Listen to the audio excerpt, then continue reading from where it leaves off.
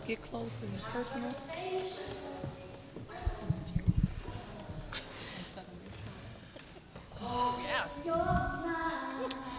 All right, welcome everybody. I'm going to take this out and hello, how's everyone today? Awesome. I'm so happy that you all are here today. We have a lot to go over, and I want to just have our guests introduce themselves. We typically don't do that, but I think for the type of gathering that we're doing right now, it helps to know who you are and kind of how you are connected to the Bay City area. So let's start here. My name is Matt Walraven. I'm a small business owner. I own Walraven's Pool Service Incorporated. I'm also running for 5th Ward City Commission for Bay City. My name is Carrie Strokerch. I am a resident of Bangor Township by one block, and I have been involved here on multiple boards, including Rotary and the Dalby Area Family Y, and we sponsor the Y's Kitchen. And I'm Caitlin Day. I'm a nonprofit strategist, live in Bay City's 2nd Ward, involved in seemingly everything. And I'm Tara Pressler, and I am Mason's mom. I'm sure you do way more than that too. I'm in my assistant era. Mm-hmm. I'm a mom in the community basically right now. Yeah, no, that's awesome. Well, thank you all so much for being here, and some of you all for coming back to join us here at the table. Tonight, we are going to talk about, so for the first 2 sessions, we were able to kind of share our grievances, right? Share some of our concerns, share some things that we would like to see here in Bay City. And we will listen to that as well tonight. But we want to kind of start moving towards solutions, right? That is the point of all of this, and how we can come to some solutions, how we can better connect with leadership, and how we can get our voices heard within the community. So one thing that I noticed during the conversations was that many people, of course, deeply care about Bay City. And we talked about roads and safety, housing, leadership, neighborhoods, resources, and the community's overall direction. But sometimes I think that frustration grows because people aren't always sure which level of leadership controls what, right? I think that we want things to just change and go like this, and then they just change. And it doesn't work like that all the time. So I think that it's important for us to talk about processes, right? And how things work and who controls what. Does the commissioners control this? Does the mayor control this? Does the city control it? Is it a state thing? Is it a federal? Or is it everybody working all together? And so that's part of what we're going to talk about in the next 2 parts that will be here. And so we just want to kind of talk about that. And truthfully, government systems can be confusing. I understand that. But if we want real change and real accountability and real progress, part of that work is understanding where and how decisions are actually being made. So I want to get over to our panelists here and just talk about if you all had one thing that you could do this and change right now in Bay City, what would that be? What would it be if you could? And I know you're running for 5th Ward. I'm sure you're running for some things and saying that this is something that I want to kind of see. What is something that you want to see in Bay City? If you could make it happen magically right now, what would it be? One thing? Yeah. We'll take one, yes. If I could wave a magic wand and fix it, I'd fix every single road in the city day one. Yes. Because that's what we're hearing is, if we can't get anywhere, what's the point? So I guess if I could do something day one, it would be fix the roads. Okay. And I will second that only because I have been spending a lot of time in Bay City, and I tell you, some of the roles are interesting and it's kind of fun. And so, yes, that is wonderful. So, Carrie? Honestly, my first thought was also the roads. I just think of driving to Barney's Bakery and having to pick the streets carefully. I think the roads show a lot about it's the lifeline of the city. Yeah. So taking care of those and allowing people to get around without having to worry about, your car or your, popping a tire. That would be the one thing that I think would just lift a lot of feelings in the city. Yeah. Caitlin? Okay, apparently I was on a really different wavelength No, here. that's okay. Because my first thought, and of course there's the roads and there's infrastructure, but I think we have so much divisiveness here in town that for me, if the magic wand was something, it would be greater community involvement. I think so much of the anger and the lack of knowledge of things comes simply because people don't have the ability to engage in the system the way that some of us do. And if everybody could kind of get a peek behind the curtain, I think we would have a much happier community. So we're going to get to Tara, but okay, I want to go a little, I know, I'm sorry, because you just kind of did something in my brain. So how do you think that happens, right? I mean, because one thing that I'm noticing when I am online and just kind of watching some of the things that people are saying, they keep saying for us to get involved, right? But we're not always invited to the table, or we don't know how to do that, and we're not welcomed in. So how do everyday people get more involved? I think so much of that falls on the shoulder of those of us who are involved in inviting people in. I'm very big on the idea that we have to invite people to co-create with us, to have ownership in, and it falls on the shoulders of those of us who are involved to invite others to the table. It's very hard and very scary to go to something by yourself, especially for the first time. And so if you were here last month, I spent the whole time pitching the CDCs, but it's scary, right? If you've never been to one of these meetings and you don't know anybody and you need to go to City Hall at 6 p.m., you're not sure if the door is going to be unlocked. So I think it falls on those of us who are engaged to invite people to come with us, and that really gives them the buy-in. Okay, thank you. Tara? Well, of course, I would make the bridges free for all. No, I think that is a subject that's really hard on families right now. I think it's very different for all different families based on where they live in the city and what their day-to-day looks like, or if they live in the county, which is also a lot of people who live in the county work in the county, and they are having to rearrange what they're doing around these bridges. I personally live very close to the Independence Bridge and have a daughter at Central High School, so I may cross that bridge 12 times a day. It's free for me right now, which is great, and I use that one to not use vets anymore, so that we can hang on to it for as long as possible. But you get frustrated when you see online and see people who maybe don't have kids in school anymore or live and work on the same site, and they're like, what's the big deal? And it's like, it is a big deal for people. My family personally, we would be all right if we had to pay.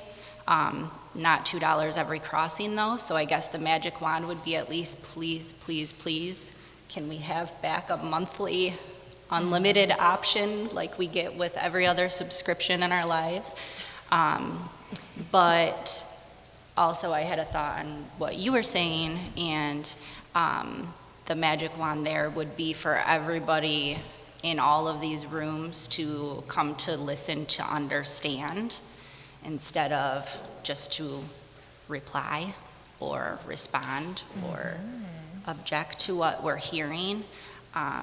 Because we all have different walks of life and experiences and current situations that make us unique. Yeah, I agree. And I think that, again, part of frustration some people like to complain, right? And we understand that those people are those people. But I think that some people's frustrations a lot of times is just not knowing the answer, right? Or understanding the process. And, as you dive a little bit more into government, you understand that it's a lot to it. I mean, getting some things done takes some time, right? And I think that if we were a little bit more transparent and just kind of clear, like I always tell people, just tell me like I'm 2 years old, right? Talk to me like I'm 2, help me understand what that looks like.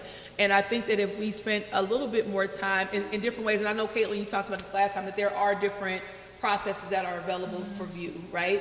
And but then the question is, okay, if the majority of people don't know about it, then we still have a responsibility to make sure it is accessible, right? Because we talk about that in organizations all over the world right now, accessibility, right? How do people access the information?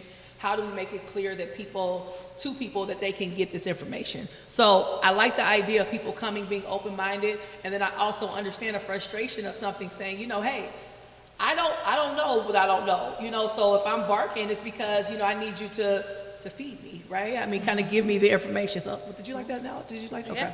All right. Okay. So we are going to do something, everyone, really quickly, because I want to open it up, of course, to you all to have some questions. We're going to wait for the questions right now. We're going to do the poll first. We have a poll. I'm very excited about this poll, so I want everybody to please participate. And so what we're going to do, we have a couple questions, because what I found was that we have people in the room that are either apprehensive, afraid, or don't want to speak out, right? But we still have some questions and some concerns, and we also still want to be heard in some type of way. So we want to make it available for people to answer a few questions, to just help us gauge where you are in Bay City, first of all, and then also to answer a few questions. So let's put that up on presentation screen. The mouse is fine. We have had a time with technology today. That is my complaint for that's what I'm going to put into my poll, is to get with the technology. There we go. So yep, start. Okay, so if you guys pull out your phones, and look very excited, look a little excited about this, because I'm very excited. Okay, and so we're going to, of course, if you know how to do it, QR code. If you don't, you just kind of scan that. And then that number there, the 1908-4634, we want you to go to it. And then once we feel like the room has gotten, we got most of the responses, we will move to the next slide. And I promise we will open it up for you all to speak as well. Okay, awesome. That was the end of that. Thank you all so much for your patience with that and for participating. It's really important for us to get that type of information to just kind of understand where the pulse is, right? And I was just sharing with them at the table, there are so many things that people could talk about that you want to see have happen, right? I mean, we could go on all day, all year about changes that we want to see, but we want to pinpoint what do you really care about the most, right? And I think that is super important for us to understand and to know. And again, we will be able to share this information. We want to can you introduce yourself, and then also just kind of tell us something that's a high priority for you in Bay City, since you weren't able to do that. Yeah, hi, my name's Kenzie Colton. I use she, her pronouns. I'm currently running for 3rd Ward City Commission. I was confused about whether I was invited to attend or sit here, so that's my bad, but it's okay because this is my good side, so I'm sitting in the right angle. But yeah, so was there anything specific that you wanted me to include in that, or just what are your concerns for Bay City? I mean, you're running for 3rd Ward, so what are you running on? What do you say that you want to see change or happen in Bay City? Yeah, I mean, not to kind of regurgitate a few of the other things that were said, but obviously our roads, I've lived in Bay City my entire life. I've driven on Bay City's roads for my entire life. My car's fallen apart on Bay City's roads several times. So obviously, our roads, the bridges, we need better solutions to have free access to our infrastructure, our vital infrastructure, especially when one of the only free bridges is out of commission. But another thing that I think is specific to my ward is small businesses. The 3rd Ward has a lot of development. It's also got a lot of vacant areas and a lot of potential for more small businesses to come in. I think it's an area that could be really targeted for commerce and tourism, and if that's something that I would like to prioritize if elected to the position. Okay.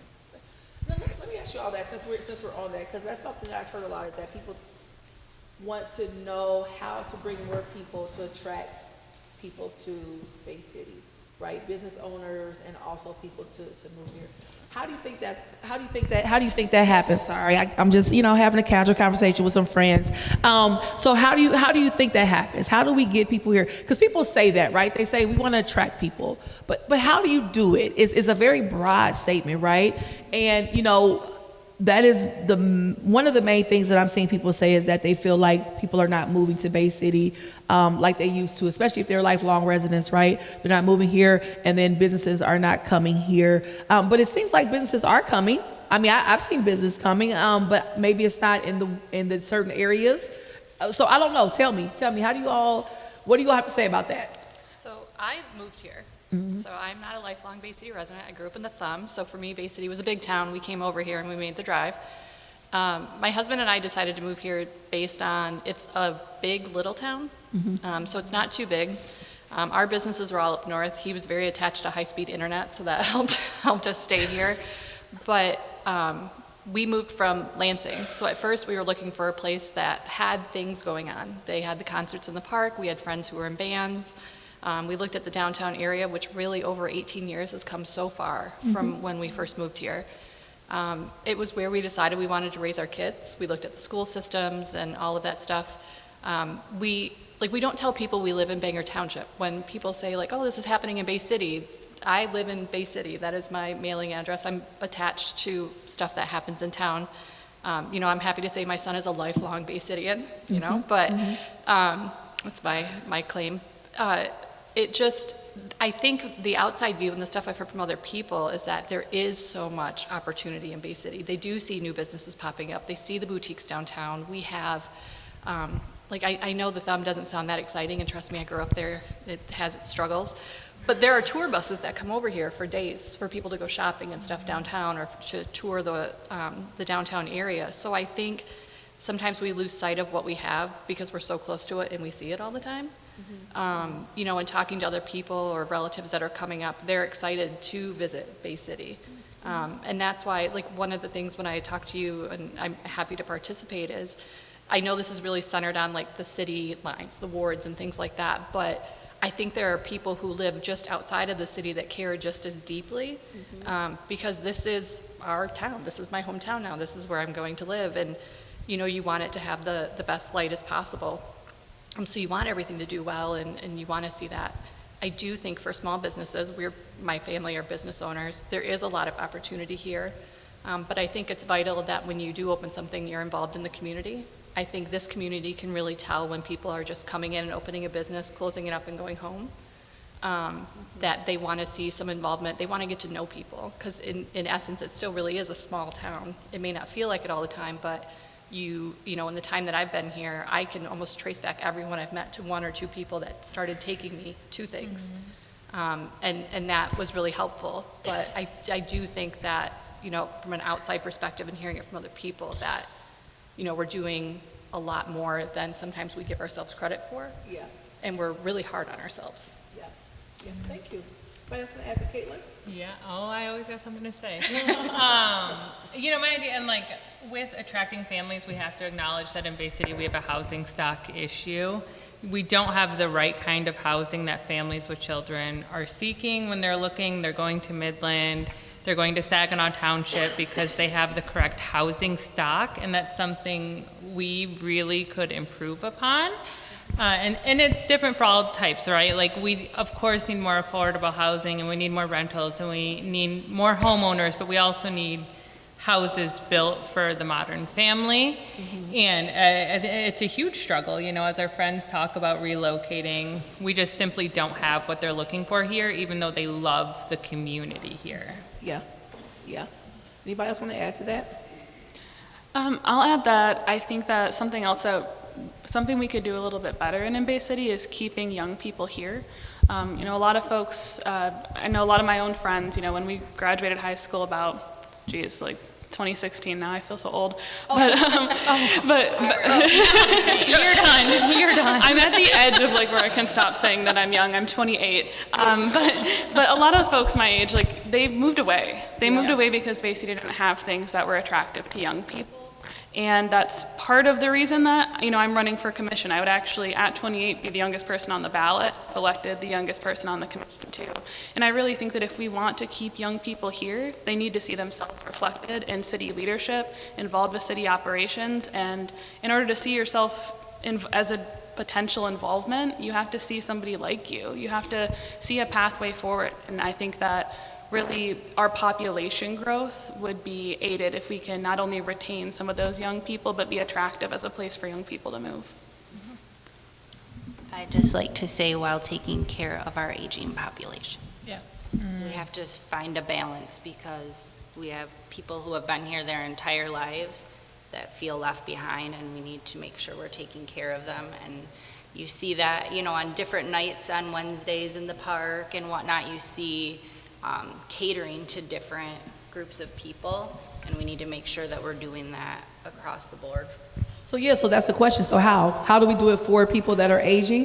What do you envision, right? Because now in this part of this process, we want to put language to it, right? We want to say this is what it can look like, right? This is what I envision, or this is what I want to work towards. So what would that look like for the aging population and for younger people? I'm like in between, okay? I'm hot all the time, but I also feel like I'm very young. And so I'm in between everything, right? And so what does that look like for, to keep people that are younger and also to take care of people who are aging? I think we have a lot here, and it's a communication thing, and we keep coming back to this. And I don't know if it's algorithms or the social media is dependent on so much, and maybe we need to get back to some more archaic ways of communicating and advertising. And I think a lot of older people watch TV, and they're not necessarily on Facebook or all these other apps. So maybe that. Yeah. I agree with that. I think I relied on the paper heavily when I first moved here. You guys have paper here, right? Yes, Yeah. yep. We had the Bay City Times. It still exists in an iteration. I believe it's only online. Well, no, it prints, right? Once a week. Once a week. There we go. And we were very blessed, too, to have an editor of that paper who loved Bay City. So I think there's something to be said for, only seeing the negative all the time, and that's what you're focusing on, where the paper tended to be more balanced, journalistic integrity reigned in that, and wanting to show both sides or be very clear about things. But I think that I feel like it's part of what's caused a lot of loss of connection in the community. You used to see stuff in the paper, someone would say, hey, did you see this in the paper? It would be sitting at a diner, you could refer to that, you would share articles that weren't behind a paywall. And that really, sorry, am I too close? Okay. Actually, if you just move your chair up, they move. You guys move up to the mics. Then we can Sometimes we're a little scared of the mic. No, don't be scared of it. So I think that's part of it too. Like, it's really hard to stay connected with the community when you have to go to 20 different sources. Yeah. Or it gets lost in an algorithm. And one of my biggest frustrations is seeing something that's going on in the community 6 days later, being like, oh, that would have been cool to go to. Yeah. Do you all have a community board here, like a something online that somebody could type in and find out events? There are. Hey Bay City has it. The Chamber has all of their things. There are various places But there's within not the community. like a centrally located spot where everybody can kind of funnel information into. And I say that because I mentioned it last time. We have Max Loves Midland, and I think it's so great in Midland, and we're like tons of information. Different categories are there. So somebody can go to that one spot and kind of find out what's going on all over. Yeah. Well, Hey Bay City should operate that way, but it is dependent on people submitting the events, right? And so it's only as good as people use it. Yeah. And so I think that's part of it. And I think part of the online thing is there's, intentional disinformation online and people intentionally creating division, certainly here in Bay City. And that just adds to people throwing their hands up because they're frustrated because they're hearing somebody spouting things that aren't even true online. And then people are just resigned and never even get the opportunity to show up because they're already discouraged. Yeah. Because when I was talking to Kevin that helped design Max Loves Midland, and he does credit, Phil and Hey Bay City as being kind of a catalyst for learning how to do that. Bay City's the catalyst for everything. Oh, okay. I'm okay with that. It is. We're the blueprint. Yeah. Okay. No, listen, Kayla, represent. I love it. Listen, I appreciate Bay City, and I think that you guys have a lot of great things, and that's why I want people to know that they're there. And so let's move it to our audience out here. I do have some more questions for you all, but I think we can kind of intertwine them a little bit here because I want people to be able to speak and share some things. We have kind of like an open mic here right now. No rapping and singing and dancing, but just like the talking part of the open mic. So if someone wants to come up and share, if you're here to share something, come on up. I'm sure some of you guys are here to share something, right? Nobody had anything? Come on up. The floor is yours. Don't be shy. I will, only because I kind of already made my face known. I had put up a post about Smith Street. Okay. It's flooded. Every rain, The contractors didn't take those bags out. We've tried pulling them up ourselves. You can't do it. We've tried getting something in there. You can't do it. I think I've made 4 videos in the past year about Smith Street because I got fined for my yard, which, yes, of course. Why didn't you get fined? Because I watched the garbage at the park where children are hitting themselves with it, and you're not doing anything. I'm contacting you saying, hey, we have construction, I contacted, I believe, city commissioner. I'll have to go back and look at it. Okay. But I had put up a post because there was rusted metal. And I was like, this is not okay. You need to take care of that. Okay, they took care of the metal, but they didn't take care of all of the rotting debris of the sticks and everything that's in the park. They didn't pull everything up. They didn't communicate with us properly what they were doing. Last year, I would all of a sudden not have power. And I'm going outside going, why don't I have power? I was in the middle of making something. Oh, they didn't tell you that you won't have power? I believe I wouldn't have come out here had they told me this. I had my water shut off 3 times without knowledge, power twice. I have children in my home. Communication needs to happen. Like the sewer system, nobody knows about that filter that was put in there to protect the waterways.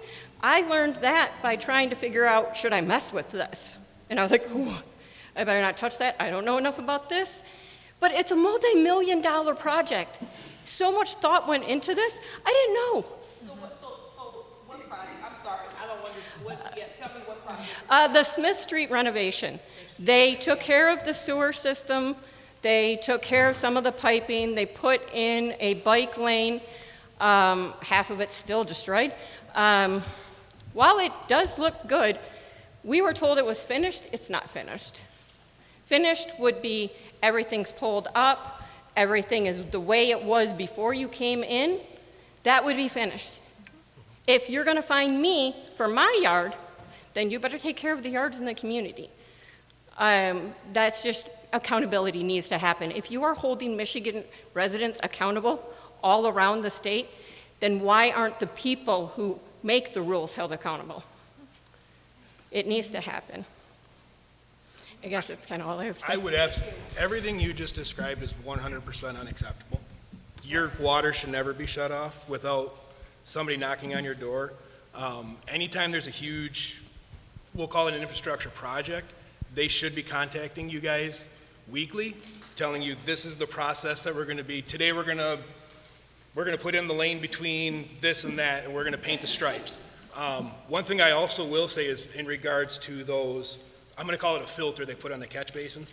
Once your grass is established, that's going to come out. Hopefully, it should, because once that's what they're trying to do is keep the runoff from these. Oh, I agree, and that's the worst thing that happens is it's such a fine filter, it's not going to let water go through it. And right. They've got to go through and either clean it or figure something out. And then again, that's communication. The city or whoever's in charge of that project should absolutely be calling you and saying, hey, it's not road commission, is it? It's the city that's in charge of this. So, it's like I say, then that's one of the things, if they're talking about a millage, if they're even gonna contemplate this, it's gotta be the most transparent millage we've ever done. We have to say, this penny came from this ward, this penny is going to this road. Because if we're not that transparent, forget it. It's not gonna pass and we're gonna keep driving on these bad roads. So 100% that should never happen. I would love, see Click Fix, I talked about it at the last meeting. If you see something in your neighborhood, take a picture of it, put it on that app, they have to respond to you. I will make sure to download that. Do it, seriously. It's so effective. I tell half my customers about this app when I drain pools. If the catch basin's not taking water, see Click Fix, 24 hours, DPW is out there, they're cleaning out the catch basins. It absolutely works. I will praise that app every time. Because when you're doing your videos, are you putting them like on social media? Yeah, so use that so that it can get to the proper people. Yeah, thank you. Thank you. But again, that's something that they should have told us also. We're doing this, here's this app, if you have a problem, that way if you can't get a hold of us, you have a solution. 100%. For a year, no, it's their problem. It's their problem. Don't come talk to us, go talk to them. You're all impacting my entire neighborhood. Talk to each other. I don't have to. And, I and pay you share to that do and share that link with others. I mean, so they can also make the same type of their concerns known as well. So thank you for sharing that, and thank you for that. Does anybody else have anything they want to share?